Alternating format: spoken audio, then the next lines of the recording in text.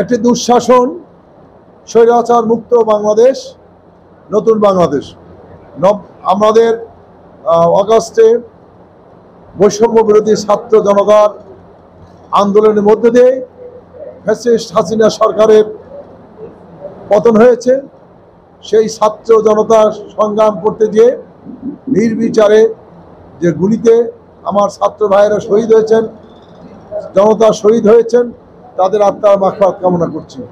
সেই সঙ্গে যেসব ভাইয়েরা এখনও তারা চিকিৎসা নিচ্ছেন বিভিন্ন হাসপাতালে এবং অনেকে মারাত্মক অবনতি হয়েছে, আল্লাহ পাকের কাছে আমরা প্রার্থনা করি আল্লাহ পাক তাদের জন্য দ্রুত আরোগ্য করে দেন।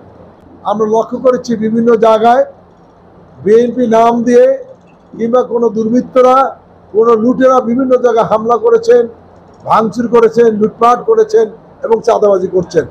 আমরা স্পষ্টত বলে দিয়েছি যে এই সব দুর্বৃত্ত, লুটেরা, চাঁদাবাজদের, দখলবাজদের সাথে আমাদের কোনো সম্পর্ক নাই। যদি কেউ যে থাকে তার ব্যক্তি উদ্যোগে যাবে এবং তার দায়িত্ব তাকে গ্রহণ করতে হবে। সেজন্য বিএনপি কোনো দায়িত্ব গ্রহণ করবে না। আমাদের সাধারণ সম্পাদক সাহেব বলেছেন যে আপনারা দেখেছেন দীর্ঘ 16-17 বছর কোনো সেক্টরে কোনো নির্বাচন ছিল না। সে ডায়াবেটিক থেকে শুরু করে বলেন, চেম্বার বলেন, রাইফেল ক্লাব বলেন, আপনি বাস মালিক সাহেব বলেন, ক্রীড়া জগৎ বলেন, ওষুধ শিল্প বলেন, যেখানেই যাবেন সেখানে দখল আর দখল। সেজন্য আমরা বলেছি যে আমরা এই দখলের রাজনীতি বিশ্বাস করি না। আরেকটা জিনিস যেটি বলতে চাই সেটি হলো, এটি কিন্তু একটি অন্তর্বর্তীকালীন সরকার দেশ চালাচ্ছেন। এখানে বিএনপি কিন্তু ক্ষমতায় আসেনি, বিএনপি ক্ষমতায় নাই। আগামী যে একটি নির্বাচন হবে সেই নির্বাচনে বিএনপি অংশগ্রহণ করবে। আমরা যেটির জন্য আন্দোলন করেছি একটি নিরপেক্ষ তত্ত্বাবধায়কের আন্ডারে একটি সুষ্ঠু, অবাধ, নিরপেক্ষ নির্বাচন হবে, যেখানে মানুষ স্বতঃস্ফূর্তভাবে নির্ভয় নির্বিঘ্নে তারা ভোট কেন্দ্রে যেতে পারবে, ভোট অংশগ্রহণ করতে পারবে। সেই নির্বাচন আমরা চেয়েছি। আমরা এই তত্ত্বাবধায়ক সরকারের কাছে সেই নির্বাচন আমরা আশা করছি। তারা এমন একটি সুন্দর নির্বাচন দেবেন, সেই নির্বাচনে জনগণ যাকে ভোট দেবে তারাই ক্ষমতায় আসবে। যারা দলের শৃঙ্খলা ভঙ্গ করবে, দলের সুনাম ভঙ্গ করবে নিজেদের স্বার্থে, তাদের সাথে দলের কোনো সম্পর্ক নেই। এবং আমরা ইতিমধ্যে বলে দিয়েছি প্রত্যেকটি সংগঠনকে এই ধরনের যদি কেউ থাকে তাদের বিরুদ্ধে ব্যবস্থা নেওয়া হবে। আমরা গতকাল একটি নিউজ আমাদের দৃষ্টিগোচর হয়েছে, সেটি হলো ইনকিলাব পত্রিকা একটি নিউজ এসেছেন যে আওয়ামী লীগ, বিএনপি, জামাত মিলে আপনার ডায়াবেটিক সেন্টার দখল। তো সেখানে আমরা এটির তীব্র প্রতিবাদ জানাই যে এই যে একটি ঘটনা ঘটেছে, সেখানে আমাদের মিঠু ভাই, মামুনুর রশিদ মিঠু ভাইয়ের নাম এসছে। তাকে আমরা জিজ্ঞেস করে আমি এটা জানি না, এটা জানি না তারা করেছে। আমরা যেটি বলতে চাই সেটি হলো, প্রত্যেকটি সেক্টরে নিয়মতান্ত্রিকভাবে সর্বসম্মতিক্রমে একটি পরিবর্তন হবে।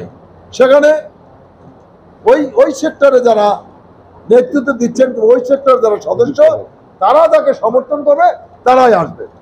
এইখানে বিএনপির পক্ষ থেকে কিন্তু অন্য দলের পক্ষ থেকে কিংবা অন্য জায়গার পক্ষ থেকে ওইখানে যাওয়ার কোনো সুযোগ নেই। আমরা বারবার বলে দিয়েছি এইখানে যাওয়ার কোনো সুযোগ নেই। সেই কারণে আমরা আপনাদের মাধ্যমে আমরা বলতে চাই যে যতগুলো সেক্টরে থাকুক না কেন, সেখানে যে গঠনতন্ত্র রয়েছে, সংবিধান রয়েছে, সেই গঠনতন্ত্রের সংবিধান অনুযায়ী সেই সেক্টরটা চলবে। এবং সেখানে বিগত দিনে যা হয়েছে যে দখলের রাজনীতি, সেই দখলের রাজনীতি পুনরাবৃত্তি যাতে না ঘটে, সেই দখলের রাজনীতি আর যাতে মানুষ না দেখতে পায়, সেইটা আপনাদের মাধ্যমে আমরা জানাতে চাই। এবং আমাদের দলের যদি কোনো নেতা কর্মী এর সাথে সম্পৃক্ত থাকে, তার জন্য আমরা দায়ী গ্রহণ করব না। এটা দলের কোনো সিদ্ধান্ত না। দলের সিদ্ধান্ত হলো কোনো অবস্থাতেই আমরা কোনো জায়গাতেই দখলদারি, চাঁদাবাজি, এই লুটপাটকারী, দুর্বৃত্ত এর সাথে বিএনপি কিংবা আমার অঙ্গ সহযোগী কোনো সম্পর্ক নাই। যারা এই কাজ করবে তাদের বিরুদ্ধে কঠোর ব্যবস্থা নেওয়া হবে। যে ঘটনাটি আসছে পত্রিকায়, সেখানে এই যে একটা বিএনপিকে জড়িয়ে একটা নিউজ করা হলো, আমার সাংবাদিক বন্ধু এখানে উপস্থিত আছেন, আমাদেরকে যদি একটু নলেজ দিয়ে বলতেন যে এইরকম একটা ঘটনা ঘটেছে, এর সাথে আপনাদের এই ব্যাপারে আপনারা জানেন কিনা এবং এই ব্যাপারে আপনাদের নলেজ আছেন কিনা, তাহলে কিন্তু জিনিসটা ভালো হতো, আমরা বলতে পারতাম, কিন্তু সেই রেসপন্সটা আসেনি। এখন কেউ যদি ব্যক্তিগতভাবে যায়, সেটা কি বিএনপি দায় দায়িত্ব? সেটা তো বিএনপির দায় দায়িত্ব নয়, আমরা তো সে দায় দায়িত্ব গ্রহণ করবো না। এবং আমার অঙ্গ সংগঠন যদি যায়, সহযোগী সংগঠন যদি কেউ যায়, সে দায়িত্ব তো আমরা নেব না, ব্যক্তিগতভাবে যেতেই পারে, সে দায় দায়িত্ব তার, এবং তার জন্য পানিশমেন্ট আছে।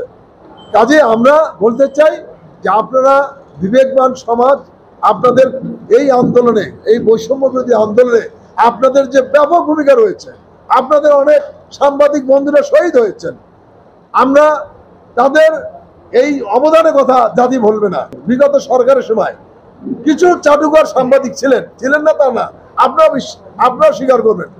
আজকে সব জায়গায় এটা ছিল দেখেই আজকে এই সরকারকে কি অবস্থা বিদায় নিতে হয়েছে। কাজে এইখানে প্রশাসন বলেন, বিভিন্ন সেক্টরের লোক বলেন, এরা কিন্তু এই কারণে আজকে এই সরকারকে এমন একটা অবস্থা নিয়ে গেছে যে শেখ হাসিনা স্বৈরাচারের থেকে মহাসার স্বৈরাচার হয়ে গেছে।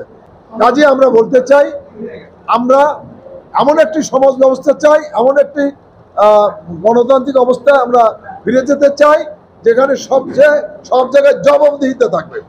জবাবদিহিতার মাধ্যমে সব সেক্টরে মানুষ তার কথা বলার অধিকার যাতে ফিরে পায়, আমরা সেটা চাই। এই বগুড়া শহীদ রাষ্ট্রপতি জিয়া রহমান জেলা, দেশনায়ক তারেক রহমানের জেলা, এখানে 90% বিএনপির লোক। এখানে চাঁদাবাজি করলেও বিএনপির লোকের উপরে আসবে, এখানে ভাঙচুর করলেও বিএনপির লোকের উপরে আসবে, যাই হবে সেটাই বিএনপির ক্ষতি। আমাদের বিএনপির ভারপ্রাপ্ত চেয়ারম্যান দেশনায়ক তারেক রহমান কঠিনভাবে বলে দিয়েছেন যে আমার বগুড়ায় কোনো সাধারণ মানুষ, কোনো ব্যবসায়ী, কোনো চাকরিজীবী কোনো অবস্থায় কারো জন্য ক্ষতিগ্রস্ত না হয়। যদি হয় তাৎক্ষণিকভাবে আমরা এদের জানাবেন, আমরা ব্যবস্থা নেব। আমরা এখন আগামী একটা নির্বাচন করতে চাই, সেই নির্বাচনে আমাদের বিএনপির প্রতি যে মানুষের ভালোবাসা, বিএনপির প্রতি যে অগাধ বিশ্বাস, এই বিশ্বাস ভালোবাসা নিয়ে আমরা আগামীতে আমরা নির্বাচনে অংশগ্রহণ করতে চাই। বিবেকবান, আপনাদের সহযোগিতা ছাড়া দেশ উন্নতি এবং এগিয়ে যেতে পারবে না। আপনারা সজাগ হলে দেশের গণতন্ত্র, আপনার সজাগ হলে দেশের সার্বভৌমত্ব, আপনার সজাগ থাকলে জবাবদিহিতা, এগুলো সবই থাকবে। আর আপনার যদি চুপ থাকেন, কাউকে সমর্থন করেন, তাহলে কিন্তু আমরা দেশ সব জায়গায় ক্ষতিগ্রস্ত হব।